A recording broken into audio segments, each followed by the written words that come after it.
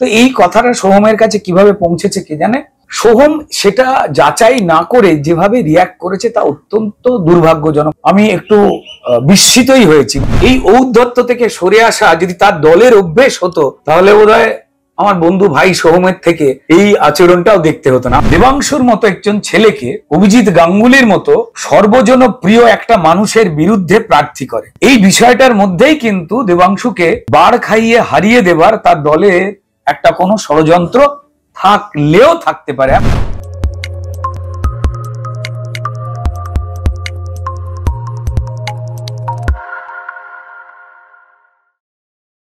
নমস্কার, আপনারা দেখছেন দ্য ইন্ডিপেন্ডেন্ট বেঙ্গল। আমি শিবম। অভিনেতা বিধায়ক সোহম চক্রবর্তীর আচরণ নিঃসন্দেহে রাজনৈতিক মহলে বিতর্কের সৃষ্টি করেছে। বিধায়ক মানেই কি এরকম উদ্ধত দেখানো যায়? তিনি তো শিল্পী, তিনি তো অভিনেতা, সামাজিক দায়বদ্ধতা কি তার নেই? অনেক প্রশ্ন, আর এই প্রশ্নের উত্তর দিতে আমার সঙ্গে এই মুহূর্তে উপস্থিত আছেন অভিনেতা, আরো এক অভিনেতা, রাজনীতিবিদ রুদ্রনীল ঘোষ। রুদ্রনীল দা ইন্ডিপেন্ডেন্ট বেঙ্গলে স্বাগত। যে ছবি, যে সিসিটিভি ফুটেজ তুমি দেখলে সোহমের সঙ্গে তোমার দীর্ঘদিনের এই ইন্ডাস্ট্রিতে একসঙ্গে কাজকর্ম করার বিষয়, কিভাবে দেখেছো, কতটা খারাপ লেগেছে এবং পুরো বিষয়টা তুমি কিভাবে দেখো? দেখো, এটা যদি সোহম নাও হতো, অন্য যে কেউ হতো, অবশ্যই খারাপ লাগতো। আমার কোনো বিষয়ে মাথা গরম হতেই পারে, কিন্তু সেই মাথা গরমের জন্য আমি কাউকে মারবো, চোখটা চলেই যেতে পারতো লোকটার। ওই সংখ্যালঘু ভাই যিনি ইসলাম বোধহয় ওনার নাম, তিনি কষ্ট করে একটা ব্যবসা করেছেন এবং সেখানে শুটিং এর জন্য আমরা যাই বিভিন্ন পারমিশনে ভাড়া নিতে। কেউ বিনা পয়সায় দেন, কেউ অনেক পয়সা চান, আবার খুব কম পয়সা চান। ইনি 10,000 না এরম বোধহয় টাকা আমি শুনতে পাচ্ছিলাম। যাই হোক না কেন, আমরা তার একটা প্রেমিসেস ব্যবহার করবার জন্য পেয়েছি যে ছাদে শুটিং করবো। এবার যে কোনো কারণেই হোক না কেন, ইসলাম ভাই তিনি বলেছেন যে একটু গাড়ি ভাড়ির জন্য তার যারা কাস্টমার, শুটিং ওপরে হচ্ছে কিন্তু কাস্টমারদের ঢুকতে বেরোতে অসুবিধা হচ্ছে। এবার সেই ক্ষেত্রে বলবার জন্য তার সোহমের যারা সঙ্গের লোকজন, তারাই বেশি অতি আগ্রহ নিয়ে তারাই বেশ কিছু কথাবার্তা বলেছেন এবং তাতে ভদ্রলোক বলেছেন, ওনার মুখ থেকে যা ইন্টারভিউতে শুনলাম, উনি বলছেন যে আমি বলেছি যে তিনি যে এমএলএই হন না কেন, তারা অভিষেক বন্দ্যোপাধ্যায়ের নাম নিয়েছিল, যে তিনি অভিষেক বন্দ্যোপাধ্যায়ের কেউ হন বা নরেন্দ্র মোদীরই কেউ হন, আমি অন্যায় কিছু বলছি না। এই জায়গাটাতে একটুখানি আমার জায়গা দিলে ব্যবসা করতে হয়, সুবিধে হয়, আপনারা শুটিং করছেন করুন। তো এই কথাটা সোহমের কাছে কিভাবে পৌঁছেছে কে জানে। সোহম সেটা যাচাই না করে যেভাবে রিয়াক্ট করেছে তা অত্যন্ত দুর্ভাগ্যজনক। সোহম কেন, আমার চেনা পরিচিত যে কোনো বন্ধুই যে করলে এটা খারাপ লাগতো। আমি সোহম অত্যন্ত ফ্রেন্ডলি ছেলে, হাসি মজা করা ছেলে। আমি একটু বিস্মিতই হয়েছি, মানে খারাপ লাগার থেকে আমি সবার আগে আমি বিস্মিতই হয়েছি। এবং তারপর যখন দেখলাম যে সোহম বলছে যে হ্যাঁ মেরেছি, আমার নিজের একটু বেশ অবাকই লাগছিল। যেমন আমরা যে কোনো কেউ যে কোনো রাজনৈতিক দল মতে পথে আমরা থাকতে পারি, বিরুদ্ধতা থাকতেই পারে, ঠিক আছে, কিন্তু এন্ড অফ দ্য ডে আমরা একটা ইন্ডাস্ট্রিতেই কাজ করি। তো সেক্ষেত্রে আমি অত্যন্ত বিস্মিত হয়েছি। তবে এটা আমার ভালো লেগেছে পরে যখন সোহম এই ঘটনার জন্য দুঃখ প্রকাশ করেছে বা ক্ষমা চেয়েছে, এই ধরনের করা উচিত হয়নি, এটাই এক্সপেক্টেড। কিন্তু আমার নিজের মনে হয়েছে যে এই যে বারবার দলেতে কেউ কোনো ভুল করলে বা অন্যায় করলে তাকে দলীয় অনুশাসনের মধ্যে ফেলে, দলীয় শাস্তি যেগুলো বলে, মানে এই শাস্তি মানে কাউকে জেলে পাঠিয়ে দেওয়া বা হ্যান ত্যান অমুক তমুকের কথা আমি বলছি না, একটা অনুশাসনের জায়গায় যদি বারবার যারা ক্রাইম করেছে তাদেরকে তৃণমূল দলনেত্রী বীর বলছেন, ভালো ছেলে বলছেন, সেটা শওকত মোল্লা হোক, শেখ শাহজাহান হোক, বা এদেরকে যখনই এই কথাগুলো বলছেন তাদেরকে সংযত না করে, সংযত হবার নির্দেশ না দিয়ে, বিশেষ করে যখন কেউ শাসক দলে থাকে, তিনি বিধায়ক হন বা যেই হন না কেন, তাদের ওপর একটা বাড়তি দায়িত্ব চলে আসে। সমাজ সেইভাবে দেখতে চায়, এটা তারও দায়িত্ব, তারও ফিলিং। তাই সেখানে আরো অনেক বেশি সংযত হওয়ার দরকার ছিল। এই ঘটনা দুর্ভাগ্যজনক। তবে হ্যাঁ, এটা ভালো লেগেছে যে সোহম তার নিজের যে কাজ করেছে সেই ক্ষেত্রে সে ক্ষমা চেয়েছে। আমি বলবো যে এটা অত্যন্ত ভালো কাজ। আমাদের মাথা গরমে এমন কোনো কিছু করে ফেলা উচিত নয় যেখানে অন্য মানুষের ক্ষতি হয়ে যেতে পারে। আসলে এই তৃণমূলের যে ক্ষমতায়নের যে ক্লাস, সেই ক্লাসের মধ্যে কেউ তো বাদ পড়ছেন না। তৃণমূলের যে কোনো নেতা, কর্মী, বিধায়ক, এমপি অধিকাংশই তাদের সঙ্গে কথা বলতে গেলেই তাদের হয়, আমি এই রাজ্যে শাসন করছে, তুই আমার ঘোড়ার ডিম করবি, তোর দোকান বন্ধ করে দেবো, জীবিকা বন্ধ করে দেবো, ব্যবসা বন্ধ করে দেবো, পুলিশ দিয়ে উল্টো কেস লাগিয়ে দেবো। এই যে একটা বাতাবরণ ঘটেছে, মমতা বন্দ্যোপাধ্যায়কে মুখ্যমন্ত্রী হিসেবে, শাসক দলের নেত্রী হিসেবে এই বিষয়তে তাকে কড়া পদক্ষেপ নিতে হবেই, না হলে কিন্তু মানুষ ক্ষমা করবেন না। আমার মনে হয় যদি এই ধরনের ডিসিপ্লিন,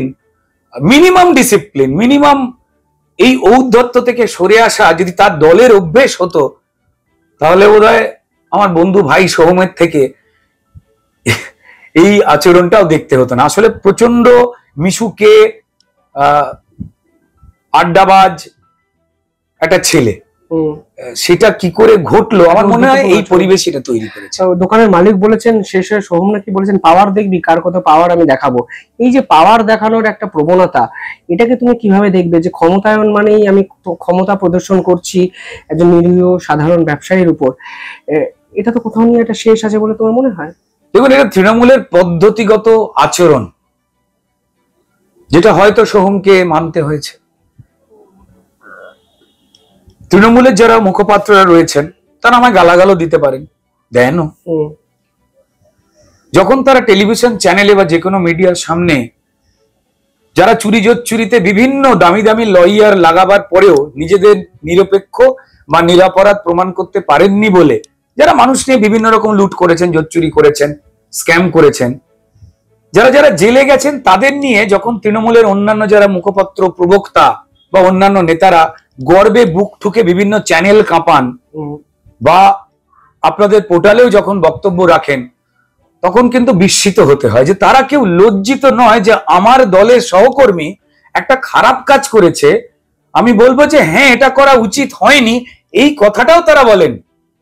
তারা অহংকারের সঙ্গে বলেন যে কি করবেন, করেছে, প্রমাণ হয়েছে, এবার ফাইনাল রায় বেরিয়েছে, ষড়যন্ত্র চলছে, বিচারকেরা পক্ষপাত দুষ্ট, আদালতকেও ছোট করছে, বিচারকদের ছোট করছেন, তারা বলছেন কোর্ট তুলে দেব। এই যে এই ধরনের যে কথাবার্তা এবং এই কথায় কথায় পুলিশকে দিয়ে যে কোনো মানুষকে পেছনে লাগিয়ে দেওয়া, এটা কোথাও একটা তৃণমূলের পদ্ধতি। তিনি শিল্পী হন, তিনি অন্য কোনো জগতের মানুষ হন, যারাই তৃণমূলে আসছেন তারা এই কালচারটার সঙ্গে জড়িয়ে পড়ছেন। দেখবেন আপনি যেরকম পোশাক পরে ঘুরে বেড়ানো মানুষ হন না কেন, আপনি যদি ঠান্ডার জায়গায় বেড়াতে যান, আপনাকে মাঙ্কি ক্যাপ পরতে হবে, মোটা সোয়েটার পরতে হবে, এটা যেমন নিয়ম। আপনি যদি দার্জিলিং বা হিমালয় বেড়াতে যান, বা ওদিকে যদি আপনি রাজস্থান বা কোনো গরমের জায়গায় যান, সেখানে আপনাকে ছাতা, সানস্ক্রিন, টুপি ব্যবহার করতে হবে। আপনি যেমনই হন না, আপনাকে ওগুলো ব্যবহার করতে হবে। ঠিক তেমনি আপনি যত ভালো মানুষই হন না, আপনি যত ভালো থাকুন না কেন, আপনাকে দুর্নীতিকে দেখে চুপ থাকতে হবে, অন্যের দিকে উল্টে আঙুল তুলতে হবে, আপনাকে অন্যায়কে মেনে নিতে হবে, বা যারা খারাপ কাজ করেছেন তাদেরকে বীর বলতে হবে এবং অন্যকে ধমকি চমকি দিতে হবে। হয় আপনাকে এগুলো করতে হবে বা এগুলোকে সমর্থন করতে হবে। এটা দুর্ভাগ্যজনক। আমার মনে হয় যে তৃণমূল দলের এই আচরণটা নিয়ে তৃণমূলের যারা ভোটারও রয়েছেন তারাও অত্যন্ত ব্যথিত, বিরক্ত, এবং যে কারণে এবারের নির্বাচনে পশ্চিমবঙ্গে যত ভোটার ভোট দিয়েছেন সেই পার্সেন্টেজে ভারতীয় জনতা পার্টির ভোট বেড়েছে, সিট নয়, মোট ভোটের সংখ্যা বেড়েছে এবং তৃণমূলের কমেছে। আমার মনে হয় তৃণমূল দল থেকে নিশ্চয়ই তাদের মমতা বন্দ্যোপাধ্যায়, অভিষেক বন্দ্যোপাধ্যায়, যারা এই দলে আসলে কথা বলেন, তাদের বোধহয় এটা ভাবা উচিত। আমার মনে হয় যে সোহমের যে আচরণ সোহম করে ফেলেছে, রিয়াক্ট করে ফেলেছে, দুর্ভাগ্যজনক। আবার বলছি, ক্ষমা চেয়েছে, ভুল স্বীকার করেছে, এটা অত্যন্ত ভালো। কিন্তু এটা তৃণমূলীয় পদ্ধতিতে থেকে এই ক্ষমতার আস্ফলনের যে হ্যাবিট, সেটা তৃণমূল দল যতক্ষণ না নিয়ম করে কন্ট্রোল করাতে পারছে, বাকি অন্য কারোর থেকেও এই আচরণ বেরিয়ে আসতে পারে, যা পশ্চিমবঙ্গের মাটি সুলভ নয়। রুদ্রদা, আমার একদম শেষ একটা প্রসঙ্গ থাকবে। দেবাংশু মুখ্যমন্ত্রী রোষে পড়লেন, 12টায় ঘুম থেকে ওঠে, এরকম একটা অভিযোগ সূত্র মারফত জানা যাচ্ছে, বিভিন্ন সংবাদ মাধ্যমে বেরিয়েছে। দেবাংশুর ফেসবুক পোস্ট, ওর মন্ত্রী খোয়া গেছে, এই ধরনের কিছু একটা। ফলে আলটিমেটলি তুমি এই বিষয়টা কিভাবে দেখো? অভিজিৎ গাঙ্গুলি হারের পর এটা কি ব্যক্তিগত একটা রাগের জায়গা মমতা ব্যানার্জির হয়ে গেছে অভিজিৎ গাঙ্গুলির কাছে হারার পর? দেখুন, তৃণমূল অভিজিৎ গাঙ্গুলি যখন তিনি বিচারপতি ছিলেন এবং তারপর সেই পদ ছেড়ে দিয়ে যখন তিনি তৃণমূলের বারবার আহ্বান যে মাটিতে এসে লড়াই করে দেখান আপনি কত বড় হয়েছেন, দেখা যাবে, সেইটা অ্যাকসেপ্ট করে অত্যন্ত ভদ্রভাবে যখন তিনি নির্বাচনে লড়লেন বা ওই সিটে দাঁড়ালেন, তৃণমূলও জানে যে অভিজিৎ গাঙ্গুলিকে পশ্চিমবঙ্গের মানুষ, এমনকি তৃণমূলের যারা লোকজন রয়েছে, তারা বিজেপিকে জোর করে গালাগাল করতে গিয়ে অভিজিৎ বাবুকেও জোর করে গালাগাল করে ফেলছেন। আসলে তারা জানেন যে বিজেপির কোন দাবিগুলো ঠিক, ন্যায্য, এবং অভিজিৎ বাবুও আসলে তিনি ভদ্রলোক, এটা তারা জানেন। এবার সেটা জেনে শুনেই কিন্তু দেবাংশুর মতো একজন ছেলেকে অভিজিৎ গাঙ্গুলির মতো সর্বজনপ্রিয় একটা মানুষের বিরুদ্ধে প্রার্থী করে। এই বিষয়টার মধ্যেই কিন্তু দেবাংশুকে বাড় খাইয়ে হারিয়ে দেবার তার দলে একটা কোনো ষড়যন্ত্র থাকলেও থাকতে পারে। I am not sure. Debangshu কি পরিশ্রম করেনি? করেছে। আমি অ্যাজ স্টার ক্যাম্পেনার পশ্চিমবঙ্গে প্রায় সবকটি লোকসভা কেন্দ্রেই প্রচারে গিয়েছিলাম। অভিজিৎ বাবুর সঙ্গে প্রবল রোদ্দুর, মেদিনীপুরে ভয়ঙ্কর রকম গরম, এই তমলুক লোকসভাতে, সেখানেও প্রচার করেছি।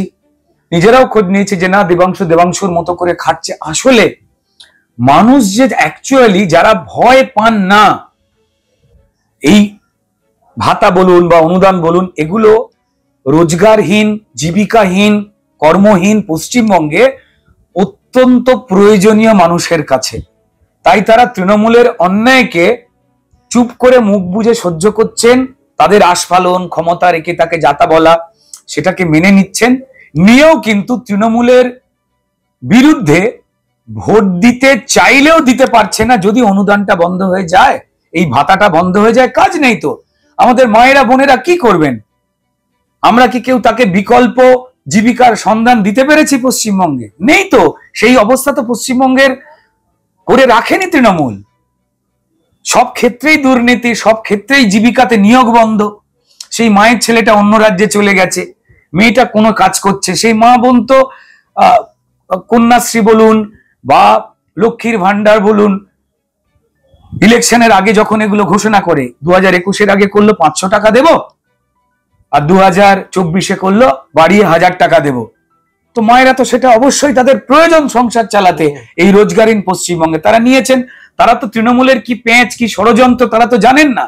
তৃণমূল তো জানে যে আমি পশ্চিমবঙ্গে কিছুই করিনি, অর্ধেক অংশের আমাদের মায়েদের ভোট, তাদেরকে যদি আমরা খুশি করতে পারি এই ভোটটা পাবো, এটা তাদের রাজনৈতিক চাল।